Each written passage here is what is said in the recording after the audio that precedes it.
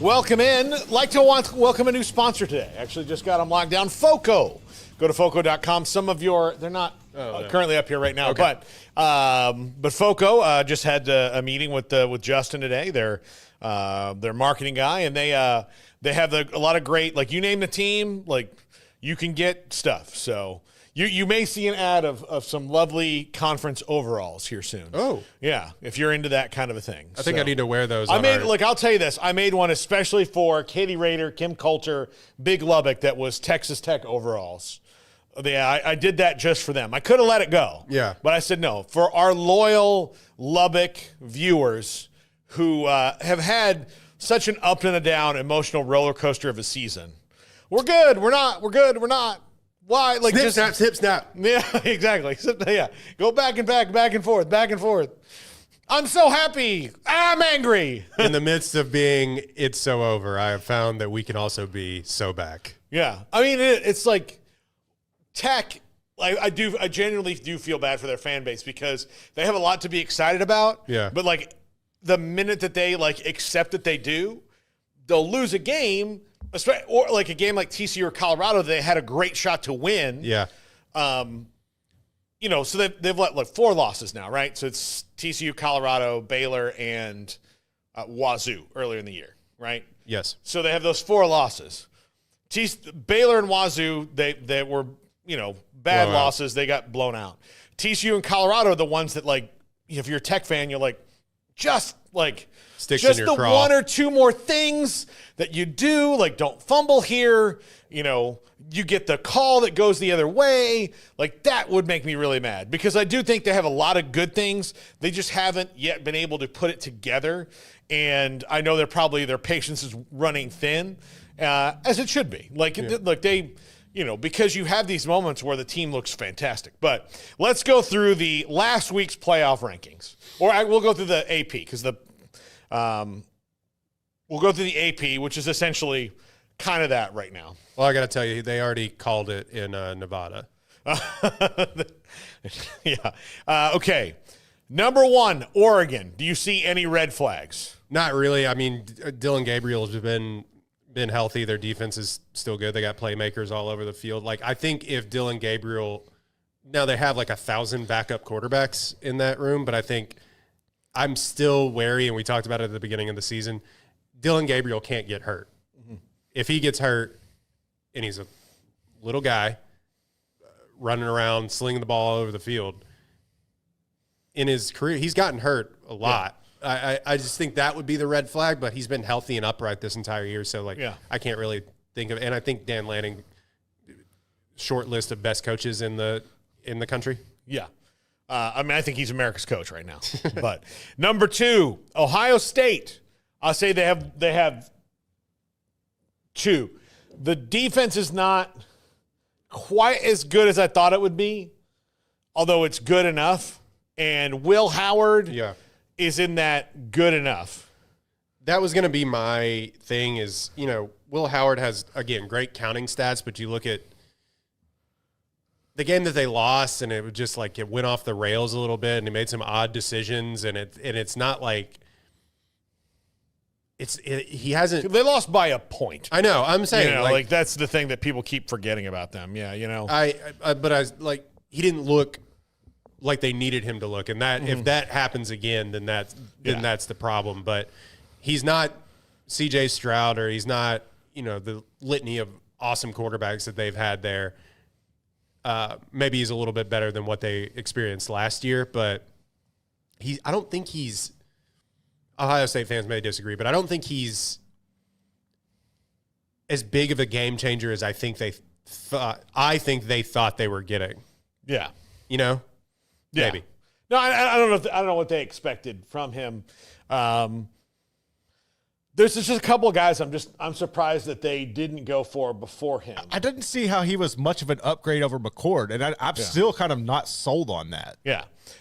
Texas, number 3. I don't see a lot of red flags for Texas. I really don't. They're not as deep and healthy as they'd like to be.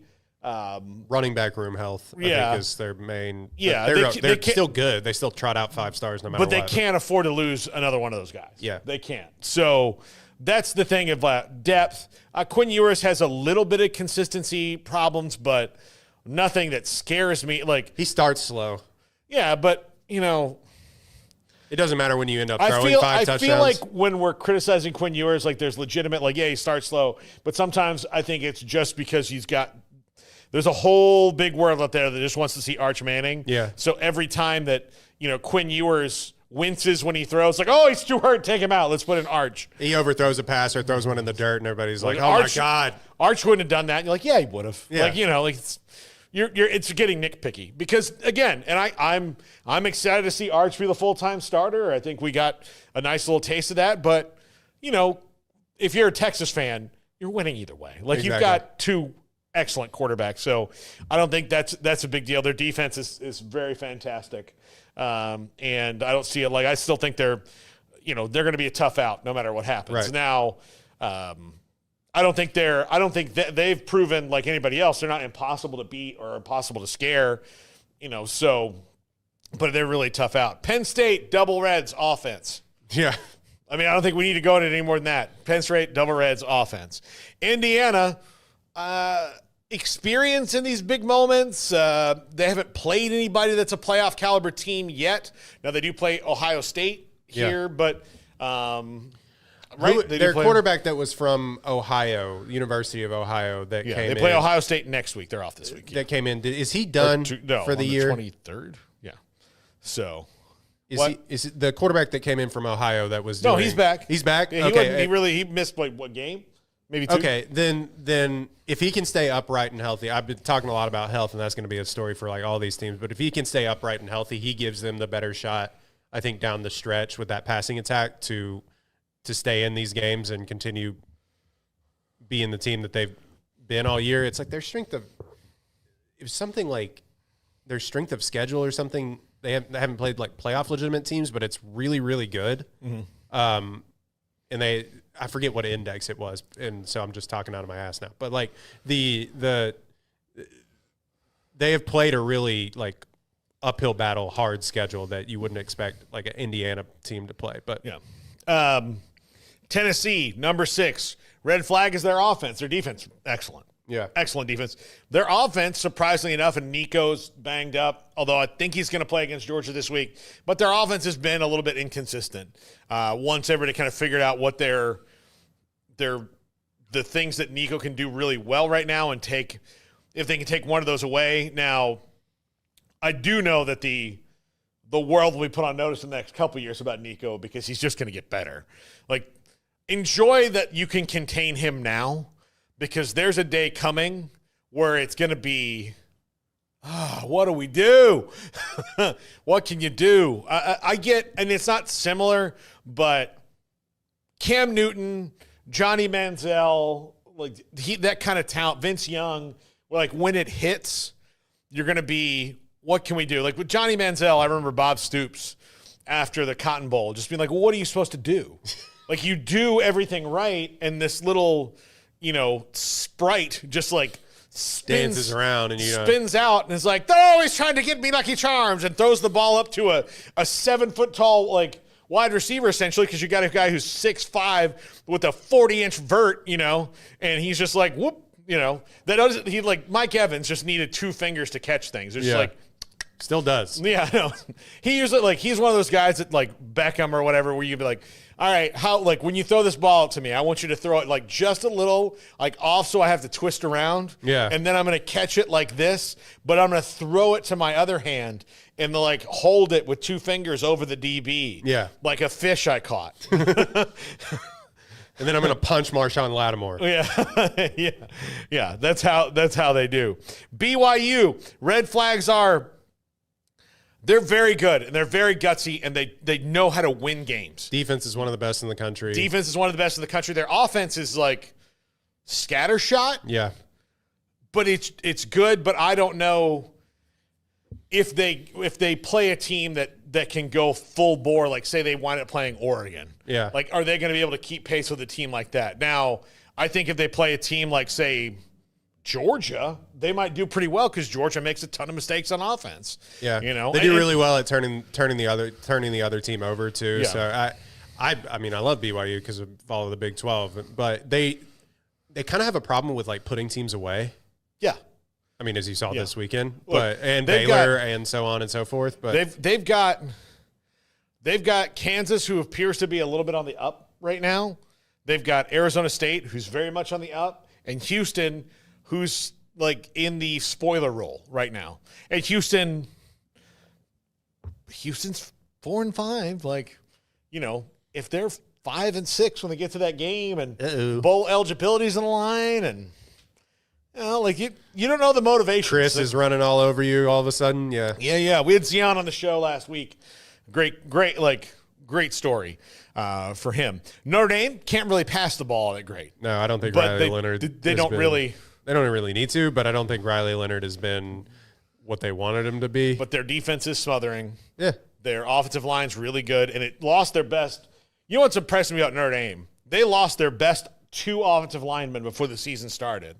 I think one of them is back now, but like one of them, the best one for the season, no chance of coming back, and haven't really missed a beat. They're kind of an offensive line factory. I mean, it's ridiculous. They're just knocking people back. Now I know that the last game they played against a team that, you know, doesn't hardly exist except on paper anymore. But like I remember watching them 3 weeks ago when they played Navy. I was like, well, they should. Navy's got a good defensive line. They might get in and stop the run. And like Notre Dame's like, nah, just no, solid wall. Yeah, nope. Yeah, they'll continue to throw top 10 NFL draft picks until Alabama's red flag. Alabama's red flag. Is Milroe gonna be Well, consistent? defense, yes, although it played really well against LSU last week. I think their defense playing well against LSU is more of a function of they're one-dimensional. Yeah, like they just LSU is one-dimensional. They can't run the damn football. Yeah, but yeah, their defense though is inconsistent. You know, their offense is totally reliant on Milroe like getting making loose. plays. Yeah, they don't quite have the playmaker diversity they have in the past, but proven to once again they keep their head above water long enough, they're gonna get out. Like unbelievable. They're like Indiana Jones when the bad guys always think like, well, there's no way he's gonna get out of this. Where'd he go? Yeah. We should have shot him. Well, we didn't. Not that Jones, the other Jones. Yeah. Here. So, Ole Miss, I think, just consistency. Although I think we saw last week, they fought without their leaders. That's for sure. Well, they also played a Georgia team, which is bad. Mm-hmm. Yeah, Georgia's got a lot of red flags: turnovers, offensive line, quarterback. Yeah, man, he cost himself so much money, didn't he? Not coming out last year. Okay, so I don't know if Jaden Rashada is ready to go or not.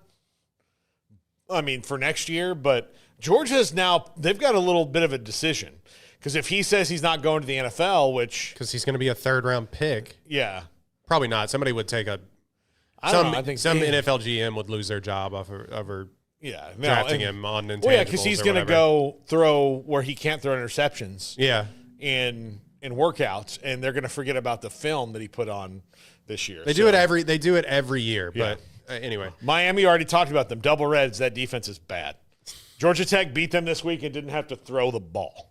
Yeah. Bad. And I love Cam Ward. I've said as much on the show several times.